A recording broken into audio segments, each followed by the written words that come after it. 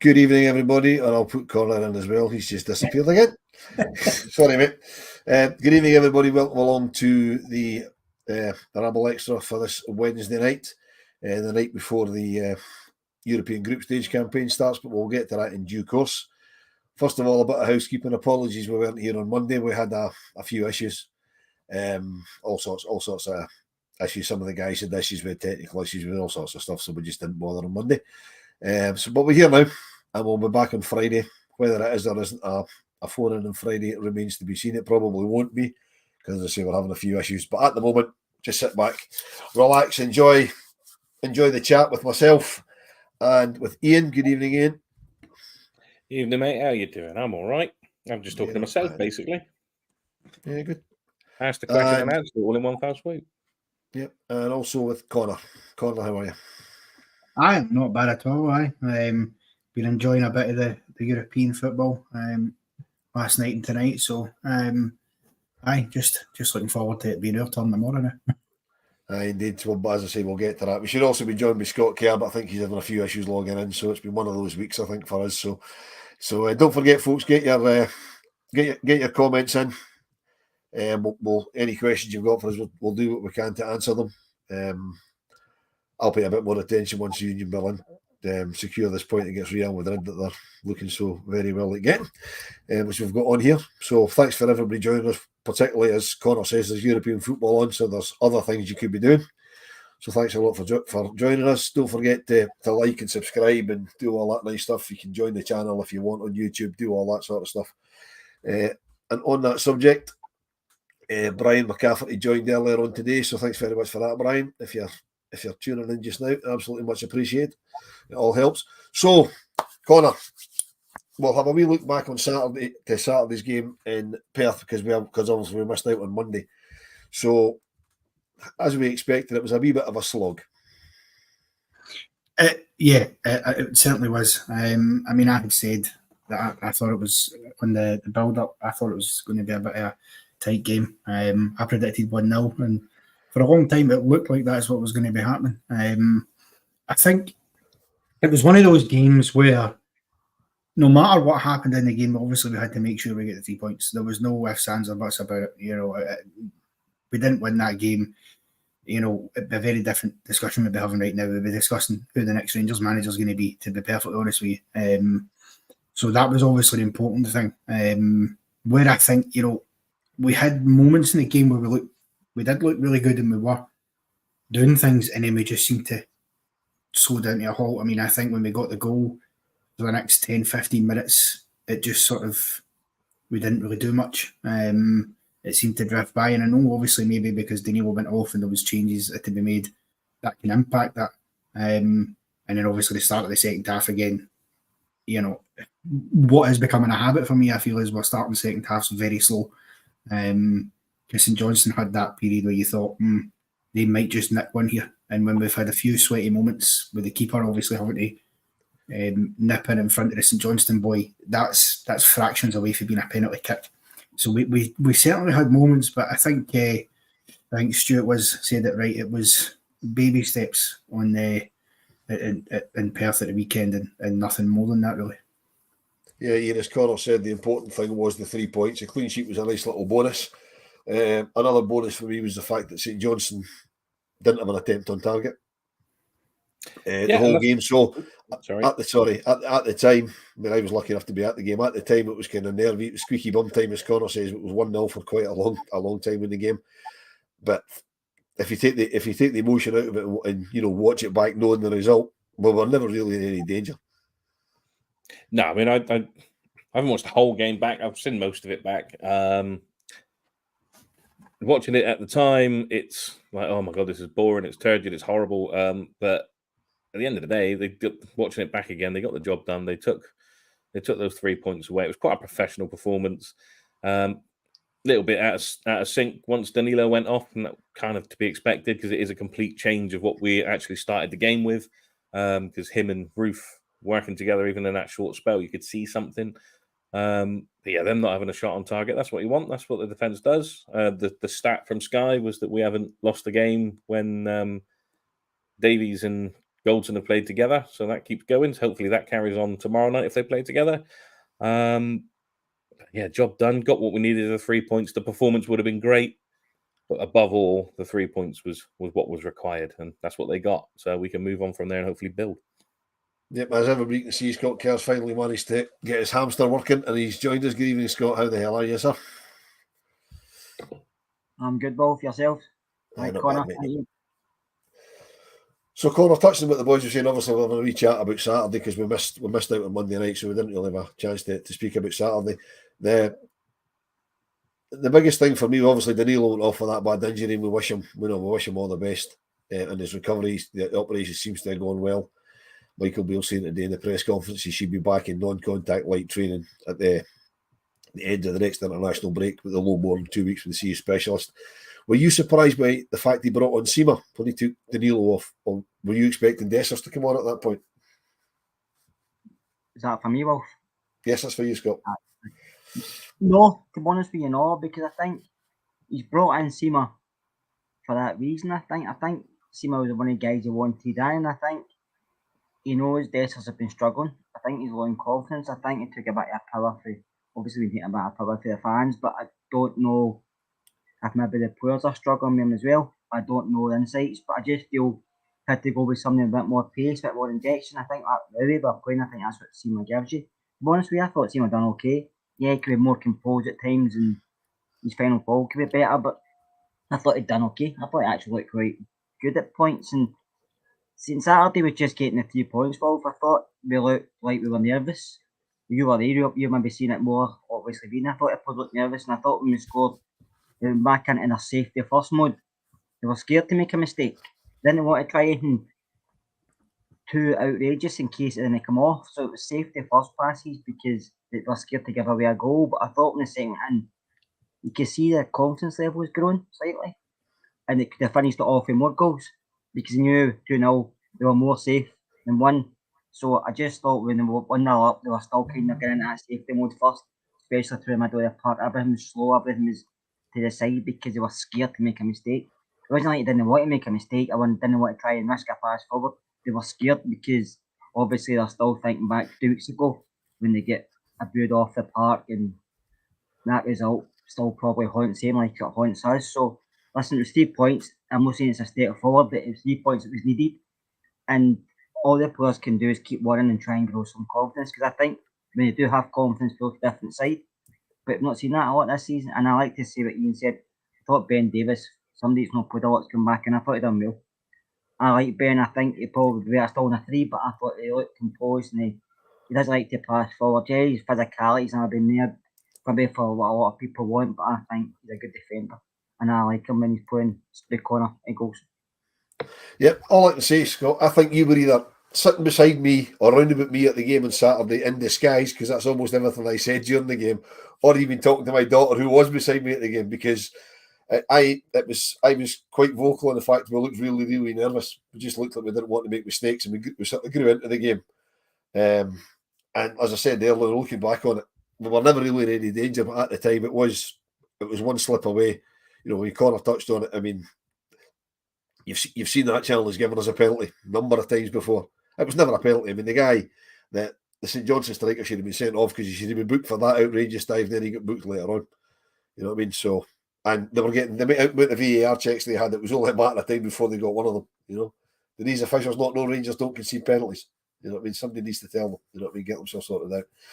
So, you know, and obviously Connor, the injury to Danilo. I mean, we don't get fringe players injured. I mean, we found out today Raskin's out for the next 4 to 6 weeks as well. You know, I mean, Danilo will be back at it, hopefully, because he can still train with a broken cheekbone. So give him a couple of weeks to kind of go over the pain and all that. And he should be back in, no problem at all. But I mean, that with Raskin as well and Cantwell. I mean, we don't do it by half, do we? No, we don't. I think I'd say that. I think that makes them proper Rangers players now, because I think in the modern day, you're not a proper Rangers player unless you get an injury like that. It seems to be a curse, obviously. You know, we know the amount of injuries Kemar Roof's had. Tom Lawrence has just come back from being out for a year. You know, litany of others have had problems as well. So it's bad timing, I think, to get 3 injuries like that, with a big game coming up in Europe, obviously. Ideally, you'd want your full squad to be fit and ready to go. But I think, the Danilo one, it's a bit of a freak injury in the respect that he's gone in there, put his head where it hurts. If I'm being maybe slightly harsh on the St Johnstone defender, I don't actually think he's got any business to try to jump for that, because at that point he's not getting that either. It's beyond him when he jumps to try and block it in. Okay, maybe he's trying to put Danilo off, but he's ended up, taking himself and Danilo out of the game. Okay, Danilo came out worse, so yeah, it's poor timing. But I think when you think of the squad we've got, I do think we should have enough to cover it. To bring in. I mean, I think Michael Beale said that we've lost good players, but there's good players that we can bring in. My only concern about it is that with Raskin and Cantwell out, I'm not sure where he goes in the midfield, because for me, you can't play Ryan Jack and John Lundstram at the same time. That's too negative for me. I don't think they work at the same time together. So then you're looking at, Cifuentes maybe coming in there with Sima potentially to take on the kind of role he did when Danilo went off at the weekend. I'm certainly going to be waiting with bated breath to see how we're looking tomorrow. But it's listen, we get luck with that all the time, and nobody ever has sympathy for us when we get injuries. But when other teams get injuries, it's all they ever talk about, to excuse this, that, and the other thing. So I think we just sort of hopefully get through it and plough on, really. Yeah, sorry, just picking up on Michelle's point here. I really hope he doesn't start Aldo, because then we're really way in the shit. I know what you mean. He's picking up on a point Aldo made. If you read that, it says, I think he might start Aldo. I hope he doesn't. I missed it. You'd be better starting me. Can you play left back? I left back in the bench, no bother. I'm more of a sweeper with a great big brush in the dressing room. But anyway, so Scott, we'll move on to tomorrow. I mean, I was going to touch on this a bit later, but we've sort of segued into it. Do you think, as Connor says, we're not going to go Jack and Lundstram? Do you think you'll bring in Cifuentes and either one of Jack and Lundstram? I wouldn't put it past him going Jack and Lundstram, to be honest with you. It depends how Cifuentes has been looking for him. He's not played a game for a while, has he? I think the last time he played was before the Fulham match, so as in starting the game. So I think it depends what way he goes. I mean, he's played before. I agree with Connor. I don't think you can go both of them just now. But Michael and Michelle makes a good comment. You now go 3 at the back. I think we have to. But I don't think he will. I think he only does that if Lundstram's playing, to be honest with you, because he can drop back. But I don't think he'll play 3 centre-halves here. But you have to go one or another. I don't like the holding midfield. I don't like the way we play it. I'm not a big fan. It slows everything down. And I know maybe we're playing with no full of confidence, but it makes it worse. Cifuentes has to come back in. Listen, can even play Tom Lawrence here? Tom's played there before. He's experienced enough. He can pass a ball. He can see stuff in front of him. He can create. He can defend. He's not scared of a challenge. I wouldn't bother me if Tom Lawrence sat in there with Cifuentes, but I know he won't. Going to be Jack and Lundstram, or Jack and somebody, Lundstram and somebody, probably Lundstram and somebody, because that seems to be his go-to man at the moment. And they'll probably might play 2 of them, like I said, and then if he pushes the full backs forward, they'll say to John, you can sit in between the centre backs. So I don't know what way he's going to go. I don't want to start the 2 of them, but there's a good chance he might well, because he's struggling for confidence.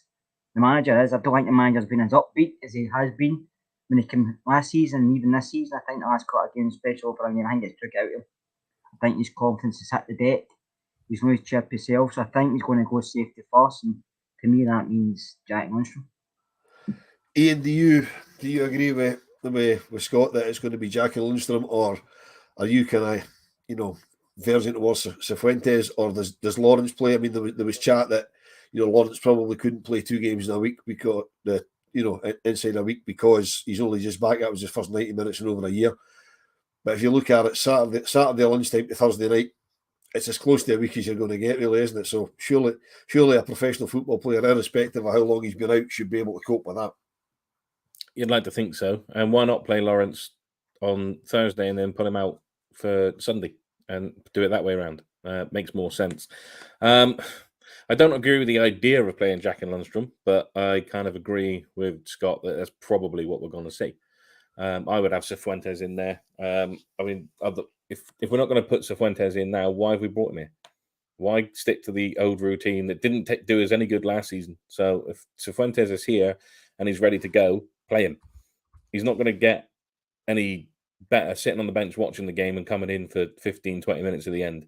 So for me, it will be one or the other of Jack or Lundstrom. I would prefer it to be Cifuentes, and I would start Lawrence as well. I'd have Lawrence playing.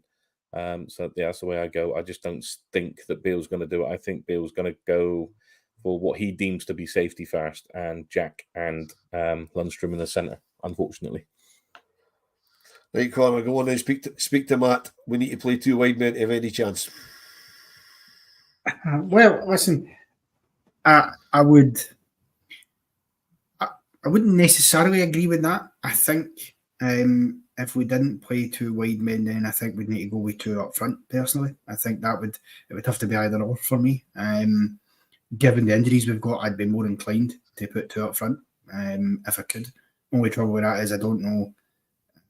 I mean, maybe it's an opportunity to see what Sam Lammers could do in the central forward position, because I've said it before that he was brought in as a striker and we've yet to actually play him as a striker properly. So, maybe that's something to look at. I just feel as though, with the guy's points there, Michael Beale has had a tendency, I think, too often in big games, particularly at Ibrox, to go too negative, and it's cost us. And we've seen the reaction he got after the Celtic game, and that was in part because of how he set up in that game. He set up in that game to allow the opposition to come to Ibrox and dictate to us how the game was going to get played. And we were going to sit behind the ball, play defensive, play in the counter-attack. Now, there was a time that worked. There was a time you could do that. Walter Smith used to do it in our European campaigns. He done it in the 2008 UEFA Cup run. But that was different times, different gravy back then. You could do that. Nowadays, you can't be doing that. And I just think if he goes with 2 negative tomorrow, if he does go Jack and Lundstrom, and we are sitting in a holding pattern, I think if that game's just us getting absolutely battered with a wave after wave of Betis attack, the crowd will start to, I think, get anxious and frustrated. Because we need to see a Rangers team get out of Ibrox and trying to play more expansively, trying to go and take the game to the teams that we're against. That's what it should be all about at Ibrox, because that's how you best use the atmosphere to intimidate. It's what we done last year when we played Borussia Dortmund. We didn't go into that game with fear, and then we just took it to them. So we've got to do that. We did have 2 wide men on that day, so maybe there's a point there. My only issue is if you play 2 wide men, it would have to be probably Matondo and I don't know who you'd play the other side right enough. Maybe Sima. Could you do both of them at the same time? No sure I'd fancy that, but after the top of my head, it's the only way I could think we could justifiably get away with that. So no, I'd rather see us be a bit more narrow, but play the 2 up front and attack it for that point of view rather than 2 wide men, because I just think with injuries we've got, we just don't have the wide players to do it for me. Yeah, Scott, Alden makes a point here. Matondo's perfect for coming off the bench to unlock a tired defence. Now, I agree with that domestically, but do you think in Europe it's worth starting Matondo? Because you'll get a bit more space, because I would expect Betis particularly to come and have a go at us, because they're going to fancy winning this group. So, I would say if we take a blue tint perspective, they're probably favourites to win the group. They finished 6th in La Liga, so they can't be a bad side. So, do you think that Aldo's right that Matondo should, if he's going to feature, come off the bench, or would you be starting him to try and get in behind him? Matondo's an enigma to me. I didn't think for a second he'd be in the first team this season. I thought he'd been away. And also, I don't think he should start. I think he's better coming as an impact player. I think when you start him, he gets lost. Honestly, I do. I think he struggles. I think he gets lost in the game, and he tries stuff that doesn't come off, but it might come off later in the game just due to tiredness with defenders and more space for him to go into. Betis will probably come into his favourites, but they've had a lot of injuries as well, haven't they? So it depends who they start and who they play. So I think it could be a tight game tomorrow night, but I don't know what Rangers are going to see. That's the issue. And I mean, they're talking about playing two wide. We do play two wide men. It's usually our fullbacks, right enough, but that's two wide men we usually play because that's the way he wants to play. And I think tomorrow night would be perfect for a 3-5-2, and then you get two up top. You get three in the middle of the park, you get your wing backs, and then you get your three centre backs as a safety precaution. But he's not going to go that way. We know that for a fact, unless John Lundstrom's it. So it'll be interesting to see how we start, because Michael Beale's probably taking every game if this could be his last at this moment in time, just because of the situation he's in. So, but I don't know if he'll count Europe in that, because Europe's a funny one, isn't it? We can play well in Europe, but a lot of people have said, including myself, I'd rather win the league and do well in Europe. So it's a strange one tomorrow night, but I think he has to go for it. He can't be negative. If I'm negative, it plays into the wayside. They can come and pick us off, or they can come and dictate the play like teams do when they come to Ibrox at times, especially good sides. And that's maybe him. He might start with Tondo that way if he's going to go negative, because he thought, well, if we sit in deep, we can hit him in the break with Rabbe, Matondo, with Seema, whoever else he plays up front. It has to be Ruth for me. I don't know if Des will come back in, but it has to be Ruth. So it'll be interesting, Wolf. I think that we've got players missing, but that's why we've got a big squad of players. There's still enough guys in that team that can get this result if they perform right. Right, Ian, I'll come to you in a minute to pick up what Scott says, but just to answer Michelle's point there about Carvalho, as CGM says in the comments, just a couple of comments after that, Carvalho's injured, so I believe he hasn't even travelled. So that's a Brucey bonus for us, because he's a player. But anyway, that was just to answer that point. So as Scott says, we really have to be going for this. I mean, we can't go gung ho, because I mean, Betis are a good side. I know we were top seeds in the group, but they finished sixth in La Liga, so they're not going to be anybody's mugs. So I mean, we went into the Old Firm game and we sat in and we just stood back and watched Celtic and look what happened in that. So Scott's right, we really have to take this by the scruff of the neck and absolutely go for this game tomorrow night. Yeah, we have to do that. We've proven over the time in the Europa League run. We don't going back and talking about that completely, but that was one of the best things about it, is no matter who came to Ibrox, no matter what the score was, we were going to go at them. That Dortmund game, like Connor said, we could have easily sat back being 4-2 up and just went, right, we'll just try and contain. You never were going to contain them, particularly with a certain someone in their midfield who's just done something tonight as well. So we went at them and had a go, and we had a go at Red Star when they came. We had a go at Braga when they came. We should have been free and easy with Braga in the first half. It should have been 3-0, not for a ball and a handball. We and Leipzig, we tore them apart in the first half as well, and then came back at them again when they came back into it. So we're at home.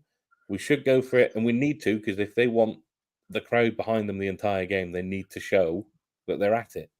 And tomorrow, it's either going to be Betis will either have their third choice goalkeeper they've pulled out the B team to play, or a returning 40-year-old Bravo who's just come back from injury, or Brava. I can't remember what his name is.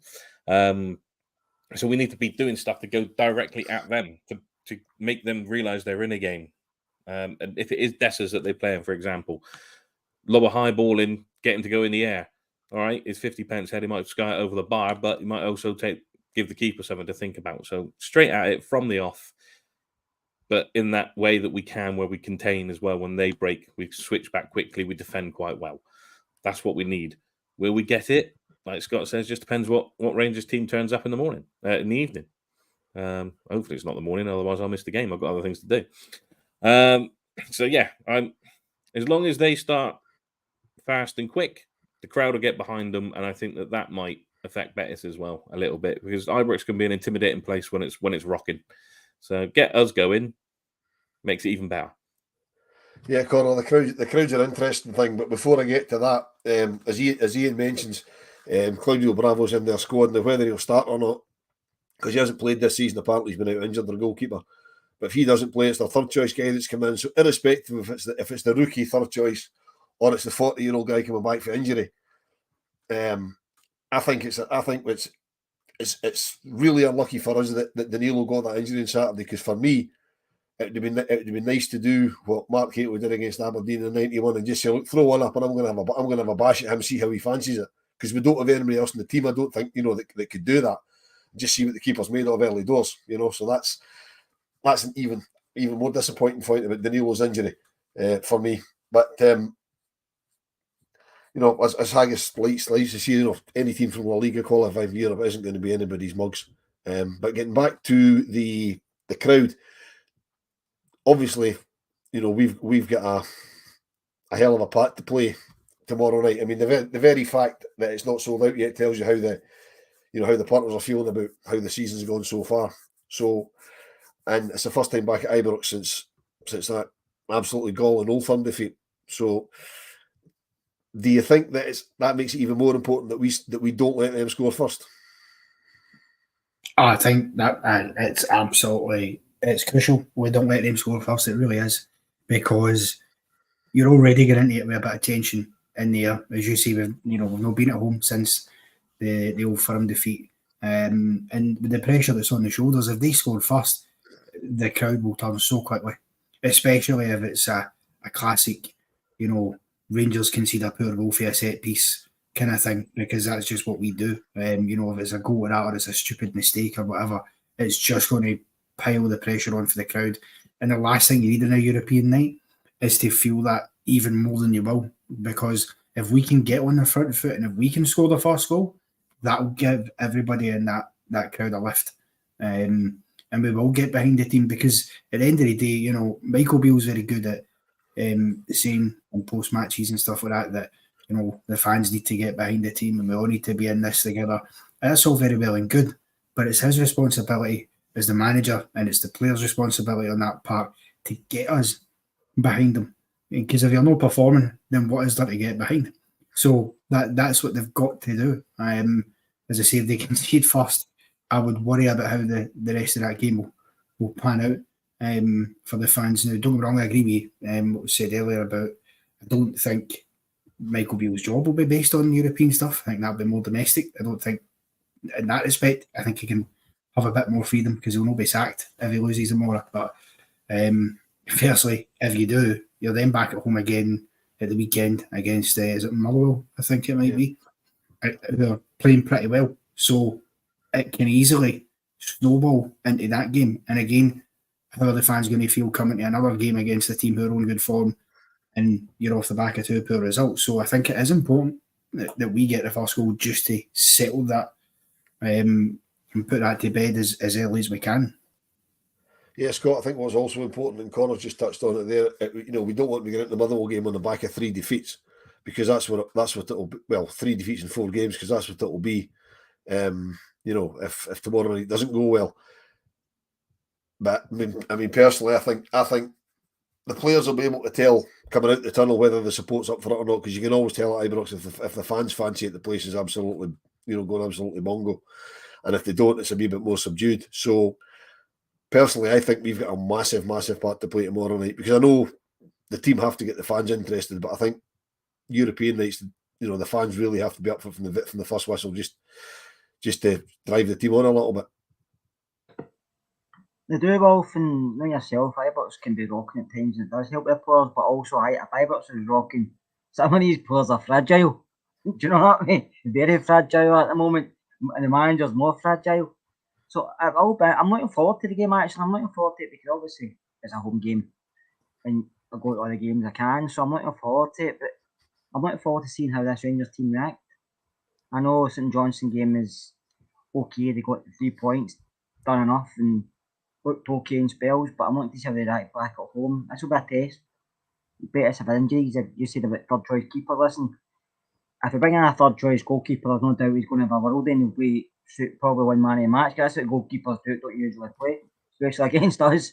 But I'll be interested to see how this team reacts, especially at home, because they get booed off, and I don't think some of the players are experienced that, especially some of you guys, and even at a former club. So it'll be interesting to see how they come on and react, especially like Connor said, if they go a goal behind.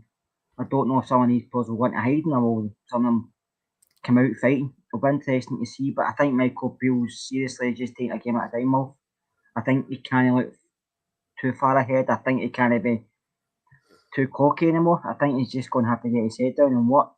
And who knows what this side can do. Listen, these guys are decent footballers. We didn't sign a lot of these players for no reason. But some of them have not showed it yet. But is it down to them? Is it down to managers? Is it down to a bit of both? I don't know. So we're just going to have to take a game at a time. But like you and like me, we'll be there. If we don't win, we'll be criticising after it. If we do win, we'll be happy. But Motherwell game is a different kettle of fish because that is a league and that's when it matters for me. But tomorrow night will count as well because I know Connor said that he's got a wee bit of rope to play with. He might have, but if he got a doing, that rope would soon disappear because it's not Champions League we're playing in, it's Europa League. So I think it'll be interesting to see how he sets up right enough because even though they've got a lot of injuries, Betis, they'll be technically very good. And that's the type of guys that can hurt us. Players who can play a ball. You've seen it. They've been at home against the other side, seen it against the PSV. Technically, they were a step ahead of us in the game. Even though we've done well to get a draw, but they were technically ahead of us, and then over there they just basically destroyed us. So I'm looking forward to it, but I'll just looking forward to more to see these Rangers players' reactions. Because we're fed up and telling the same stuff after games, so I want to see how they react. Yeah, I think it'll be it could be a great boost for the rest of the season if we go out and get a good result tomorrow night, get a positive result tomorrow night. And as you say, the manager says that they're looking at one game at a time. Well, then as he does, he contradicted himself because he said that with the injuries that we've got, there's chances for some of the younger players in the domestic games coming up. So he's obviously got half an eye on them. But I know what he means. And Ian, before I come to you, Gordon and Harriet listening to us all the way from Thailand. That's tremendous. That's brilliant. You know what I mean, the worldwide scope of the Rabble, absolutely tremendous. And if you could fire us your contact details so that when the boys are coming on holiday, we've got someone to stay. That'd be very, very nice indeed. Assuming that you live over there and you're not just there looking for a new wife or whatever. That's why Connor wants to go over here. We're looking for a wife out there. That's why he's going to Thailand. Was I not supposed to tell him that, Connor? Sorry about that. So yeah, Ian, do you think the game tomorrow, as long as we don't get absolutely destroyed, as long as they don't take 3 or 4 off us, which I don't think they will, because I'm fairly confident we'll all get a positive result, that we can possibly tell the players to go on and just go out, leave it all on the pitch, because we will make significant changes on Sunday for the Motherwell game. Although Motherwell are in good form, I mean, even mixing the team up a bit, we should have enough to beat them on Sunday. We should have enough to beat them on Sunday, but their away record right now is pretty damn good. I don't think they've lost away from home for quite a long time, though. So that does worry me a little bit. But you can only take what's in front of you. That's Betis right now. So go out, empty yourself for the European run. This is why a lot of these players haven't come for the SPFL. They've come for the chance to play in Europe and showcase themselves and put themselves in the shop windows and all that sort of stuff. Then, although the SPFL is the bread and butter, this is what these players want to come to Rangers for, European nights. So they need to prove to us that they can do it. So go out there, just empty yourself, get a result. You should win your home games in Europe. For us at this level, definitely. Champions League slightly different. I mean, the group we had last year, I wasn't expecting to win all of our home games, maybe one, and get a couple of decent draws away from home, possibly. But look how that turned out. But we move on to this year. Yeah, like I said, just empty themselves on the park, give it everything. Sunday will take care of itself. And if he needs to make changes for that, we have got a squad. That's what the squad's there for. So, and hopefully someone mentioned early on for tomorrow, but I don't think it's going to happen. Bailey Rice, he's good enough on the weekend. Start him. Yeah, I fully expect Bailey Rice to be on the bench tomorrow night because we're a wee bit thin in numbers. But Connor's just sent us a wee private chat there that Motherwell haven't lost away since February. I didn't know that. That's an incredible start for a team like Motherwell. So hopefully we can blow that apart on Sunday. But the boys will touch on that on Friday night, I'm sure, when they do the pod. And just to answer Gary, I'm always positive when it comes to Rangers, and yes, it is blind faith. If Rangers were playing Brazil 1970, I'd be saying Rangers would win because it's just the way I'm made. It is just blind faith. It's not based on form. It's not based on anything other than blind faith. I find it very difficult to criticise Rangers although I'm finding it easier the more of these that I do, because sometimes you have to. But no, it is absolute blind faith. I'll never ever predict Rangers to lose a goal, or I'll predict it to win every game, whoever we're playing. And I know that's ridiculous, but that's just the way I am, I'm afraid, mate. So that's just the way it is. So I've lost my train of thought now. So anyway, let's forget Aldo talking about Motherwell as well. Let's forget about Motherwell. Turn myself back to tomorrow night.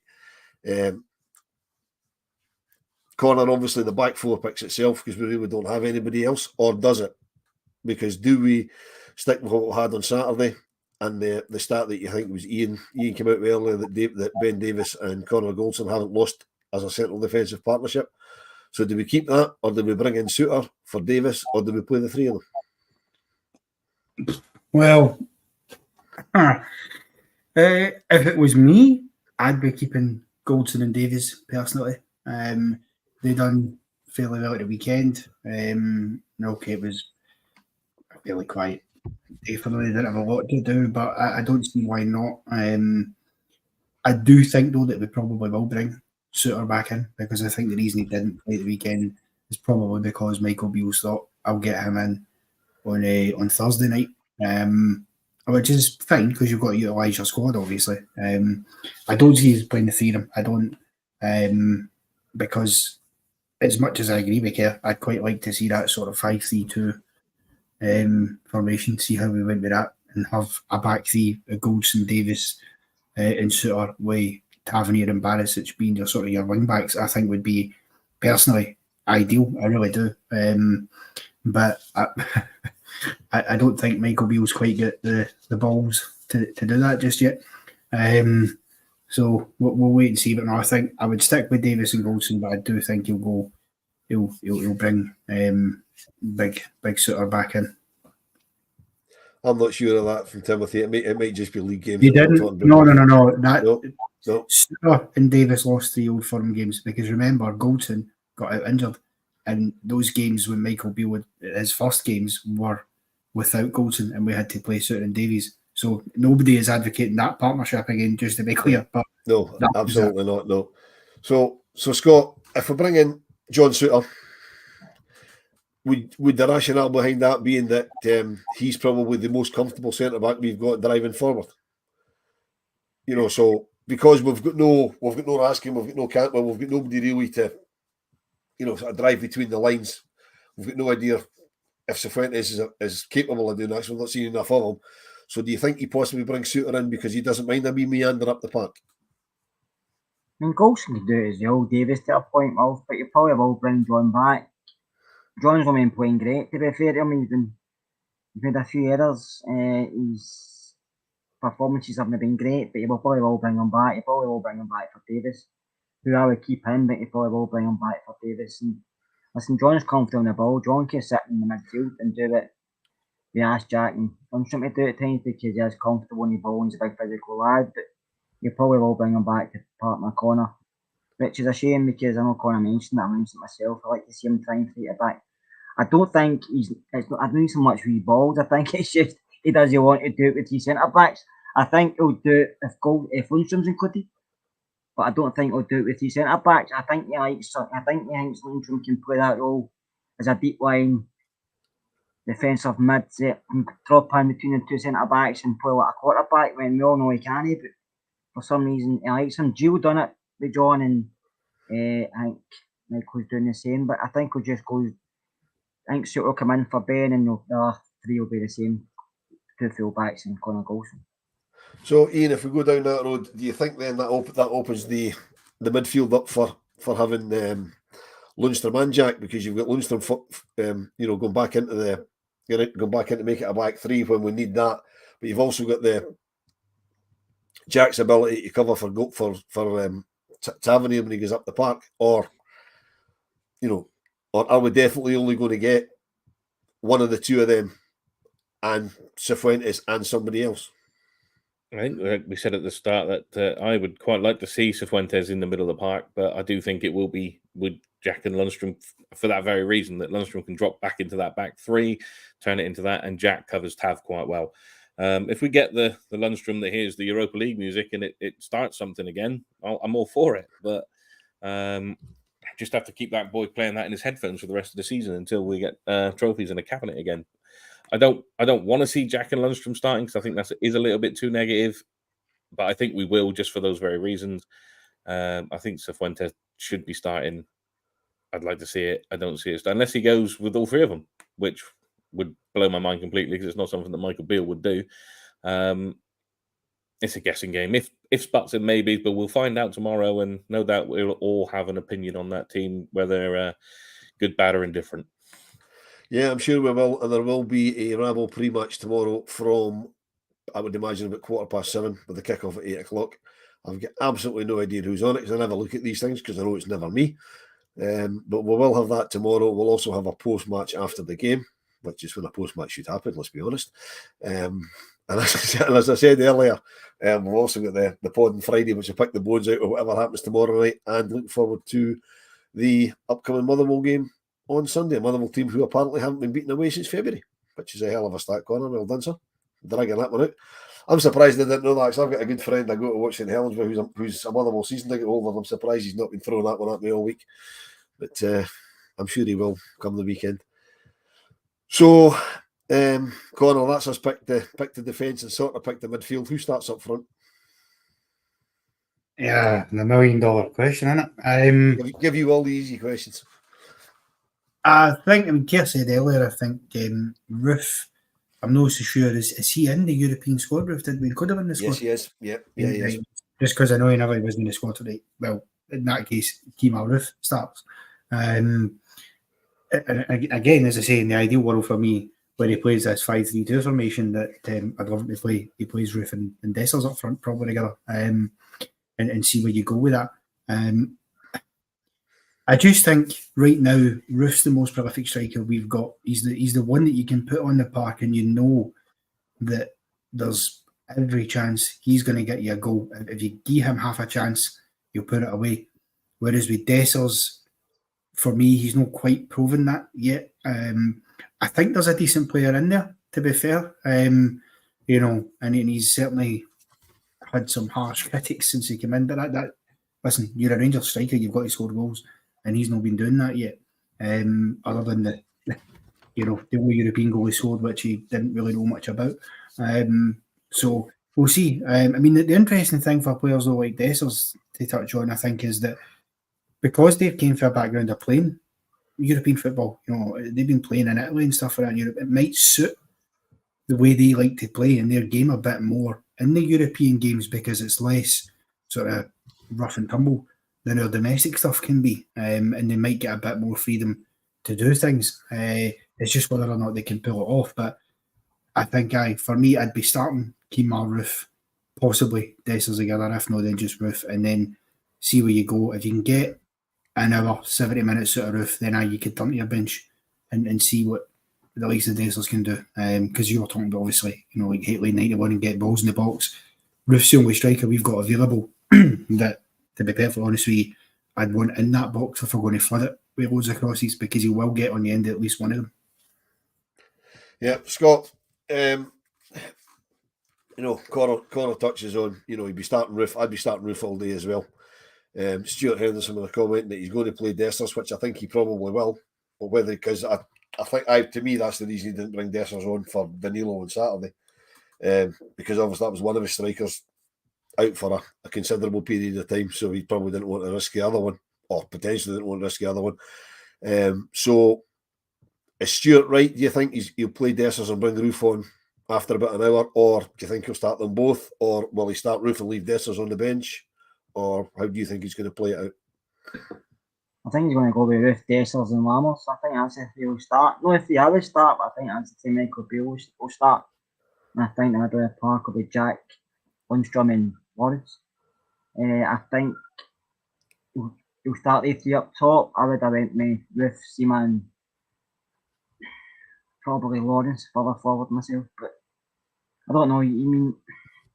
There's a few players they could bring in, couldn't he? But I think you can't no start Kemal Roof, because on his day he is the best striker we've got, and he's awareness in the park, and just you can see things on our players, can he? And he makes space sometimes. Other players can't move. His movement is great. He gets up really well. He sees things, and I think you have to start him. The more games he's getting fitter. I know people say, "I but he'll get injured sooner. You can't play him every game." But see, if he's fit, you play him. If he's injured, that's a different kettle of fish. But see, if he's fit, you play him. There's no point having a fit Kamara if no playing him.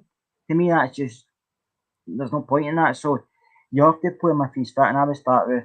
I think Dessers will start just because, Connor said, it's European game. He's used to playing that type of game, and I know he was in Italy, but that type of game, and he does okay to a point. Yeah, he's not setting hell on fire, but it does okay at a point. I think playing with somebody like Kamara, he can help him through a game as well. And then I think playing Lammers, he can float about because Sam can come inside, outside. So I think, and he's good performance Lammers anyway. So I think he'll start Leafy. Yeah, I quite like Sam Lammers. I think he will. I think as we say, there's definitely a player in there. And I think he could be quite pivotal in these European games. So, Ian, we started off this pod by saying we're a wee bit thin in numbers with the injuries we've got. We're now kind of debating who's coming in, and so we're not actually as thin in numbers as we thought. But if we're going to play Lammers, Dessers, and Roof up front, who are you playing in the middle of the park to give them the ball? Because obviously we've said we're playing one of Lundstrom and Jack. Is Cifuentes going to be the guy that's going to do that? I'll be back at looking at him. Or are you going Cifuentes and Lawrence to do that? I mean, I believe if it is their third choice keeper that ends up playing, he's a wee bit suspect with shots. So to me, that's Tom Lawrence all day. Yeah, I mean, Lawrence, he proved it last season. I know he didn't get much of a chance last season, but he was standout and again PSV away. So, well done, Stuart. Fantastic, getting your first comment on screen. Took me ages to get my first comment on screen, and I come on the pods from. I think Lawrence proved it last season. He was standout in that game against PSV last year, and he hit the bar with an absolute. I, for all intents and purposes, thought that was in. I was up and I was away, but I'd like to see him start tomorrow. I'd like to go that little bit risky and not play Jack and Lundstrom and have one of them two plus Lawrence and Cifuentes. I don't see that happening. Up front, I would start Lammers as well. There's just something about Lammers that I just see he's just going to all of a sudden pop and he's going to be the player we all want him to be. But I would start him tomorrow as well. I think if Danilo had been fit, I don't think Dessers would be getting a look in. I think Danilo would have started. It'd been Roof and Lammers. But I agreed. Someone in the comments earlier on said that Dessers isn't a player that you can bring off the bench to make an impact.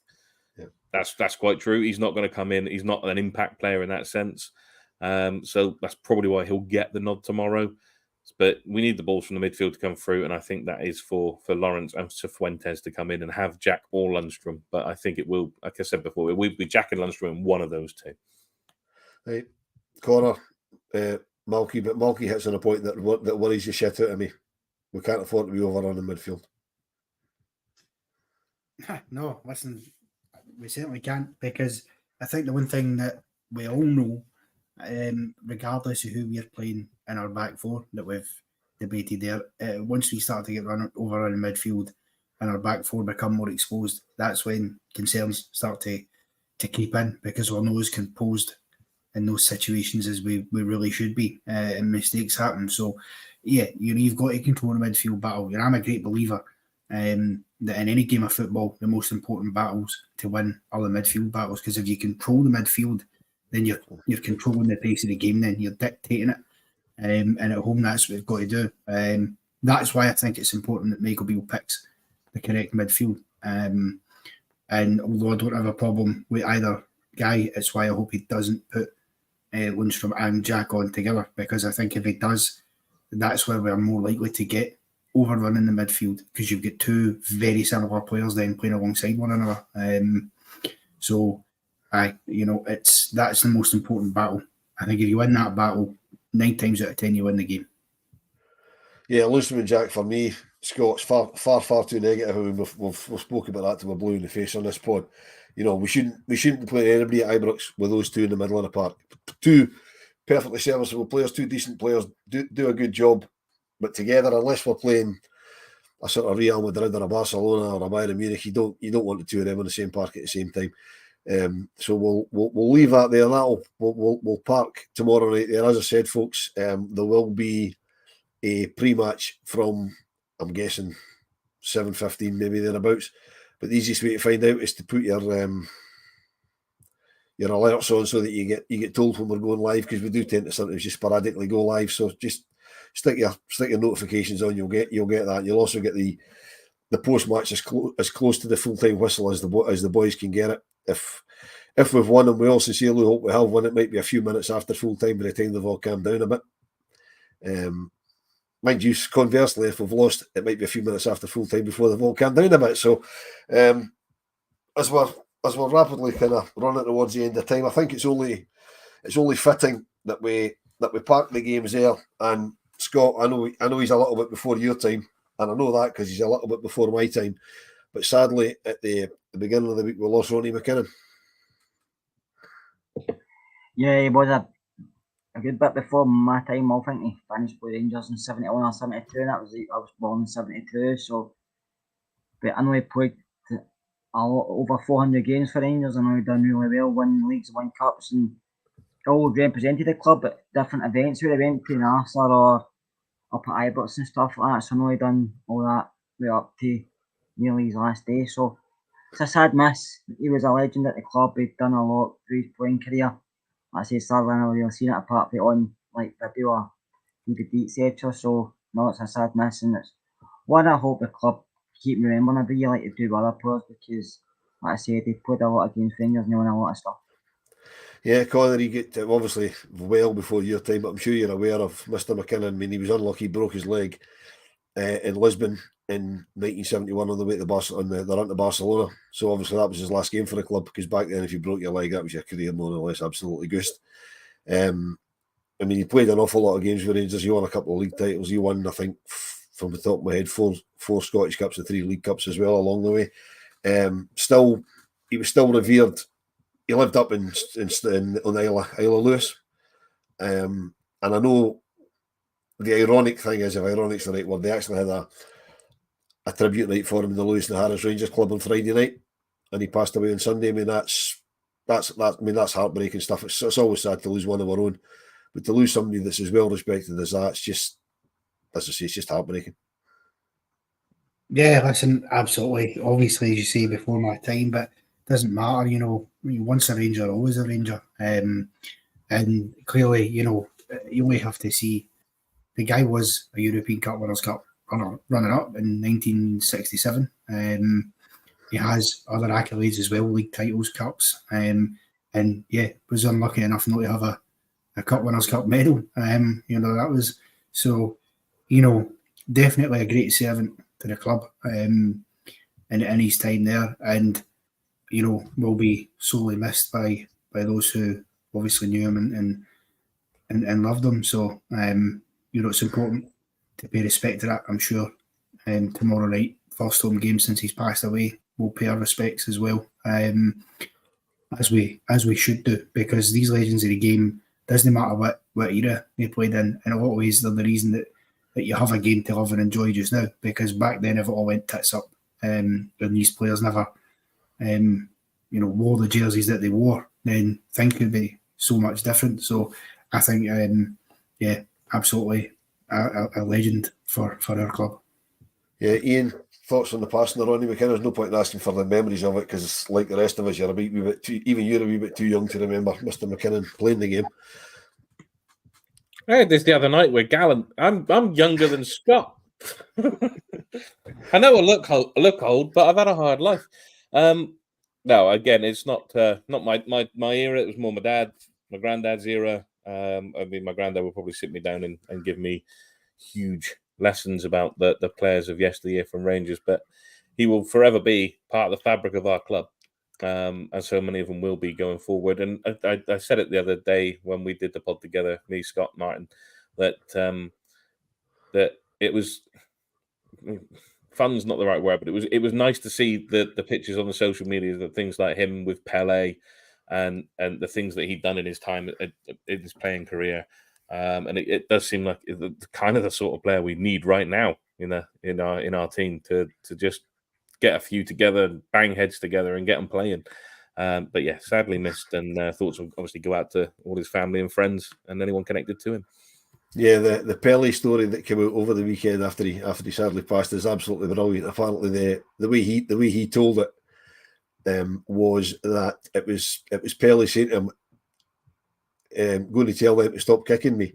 You know what I mean? Because that's all they were doing. It was just you know, things like that. I mean, for a lot of people slightly older than me, I know that their memories are of him as captain in the League Cup final in 1970 when Derek Johnson scored the winner against Celtic because John Gregg was injured, who was obviously club captain, and Ronnie McKinnon was that respected by the management team that he got the armband that day and he lifted the cup, and that was Rangers' first trophy in 5 years. You know, so that, you know, that's what a lot of people sort of think of Ronnie McKinnon. So yeah, I echo everything you guys have said. It's always sad to lose one of our own, and for me, the word legend is thrown about far too much. And Ronnie McKinnon is one of those guys that he's quite often overlooked. You know, people talk about legendary Rangers and you know, the reference guys in the Barcelona team, quite rightly, like Mr. Gregg, you know, Sandy Jardine, Colin Steen, Willie Henderson, guys like that. But I mean, Ronnie McKinnon up there with the greats, absolutely up there with the greats, and you know, hopefully he can rest easy, and as I say, thoughts and prayers with his family at this time. So on that sad note, I don't like to leave it on a sad note. So anything you guys would like to mention for the last couple of minutes before we go? Scott's come off a mute. He's got something to say. No, I was going to say, well, if you could ask us our predictions for the Warren night. I could do. I'm going to come to that. You want to see if there's anything else you'd like to? Katie, see if anyone you end on a sad note. No, listen, it might not be a sad note. Listen, like I said before, I'm looking forward to it. We'll go into the game tomorrow night, and at the end of the game, it might be a sad note, but it might not be a sad note. We have to. I'm like Wolf. I don't. Rangers come in playing bad every week, but when I go to watch them, I always think they're going to win. So maybe that's my age. Maybe I'm getting too old. That's my age. More important than anything else. Right, go on then, Scott. Put your mute back off. Give us a score. Might as well give us a first scorer as long as he's wearing blue. I think it'll be very close. I think I'll win 2-1. And I think the first score will be Ruth. Okay. Ian? I'm never going to say that we're going to lose. So it's, I was going to go 2-1 as well, but I don't want to be the same. So I'm just going to go with the cop-out, easy, 1-0. I'm going to go with a Tav free kick, not a penalty. 1-0 would do my fucking heart no good at all, but I would take it. Near mine, but I think that's where it's going to go now. Go on. Don't say the P word, Ian, because the tinfoil hat brigade will be out if we get a penalty tomorrow night after what happened to them. I think I'll go even after they were refereed properly, which their captain admitted to after the game. Yes, absolutely. You know, the UEFA rules, they're not as lenient, are they? You know, when you get held to account. I think we'll win. I'll go 3-2. Purely because I'm no confident that we'll keep a clean sheet, but I do think we'll get goals. And I'll say that who's my first goal? Go on. I'll say John Lundstrom to be the first goal scorer. The Europa League music will be blaring in his ear. He'll get a wonder goal, a pinger for 30 yards into the tap bin. Why not? There we go. So we've got a couple of 2-1s. We've got a 3-0 to Betis, but we'll overlook that. There's every chance that could happen, right enough. But yeah, Davey, battle fever on after predicting the Spaniards will win. But there we go. Right, if only that could happen, Michelle. If only that could happen. They're asking screaming. If only that could happen, and that would be incredible. A 3-0 and a Dessers hat-trick would be absolutely incredible. I hope you're 100%. Hope you're right. But I'm not going to cop out of this one. I think we'll win 2-0 because I never predict Rangers to lose a goal, as I said earlier, because my glass is always 3/4 full when it comes to Rangers. And the first goal scorer is going to be the returned into the centre-back position, John Souttar, off a corner. And I've no idea who's going to take the corner. Probably Tav, because he takes most of them. But yeah, John Souttar with the first goal. Will do for me. 2-0 to Rangers. I would take that. Ian's predicting 1-0 to Bayern, or is that just a score update? So, as I say, folks, we are back with you That is tomorrow. 1-0 to Bayern. Okay. We are back with you tomorrow for the pre-match and for the post-match. Hopefully, the post-match is as upbeat as the pre-match is. Hopefully, the team selection means that the pre-match is going to be quite upbeat. You never know. I have no idea who's on any of these things. We've also got a post-match. We're also here on Friday, which I believe I am on that on Friday. No idea who else is on it. Well, I'm in the hot seat for the reaction tomorrow. I don't know who's doing the build-up. So I'm hoping that I'll be hosting a Rangers win rather than trying to pick the bones of another Michael Beale disaster class. I'm on there with you. I'm on the reaction as well. Oh, good. Well, there you go. You'll see these two happy, smiling faces tomorrow. Hopefully, they are happy, smiling faces. I'm like Scott. I'm fortunate enough to be going to the game tomorrow, so hopefully, I'm driving back up the road very, very happy. Anyway, until we all meet again on the next podcast, which for some of you is tomorrow, for others is Friday or sometime in the future. Scott, thank you very much. Ian, thank you very much. Connor, always a pleasure. And we shall catch you all later.